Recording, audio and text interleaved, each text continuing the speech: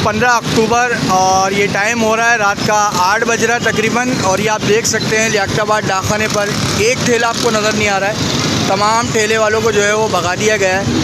मगर मेरी दरख्वास्त है, जिसने भी ये काम नेक काम किया है, ये मुस्तकिल तौर पे जो है ना ये ख़त्म होना चाहिए।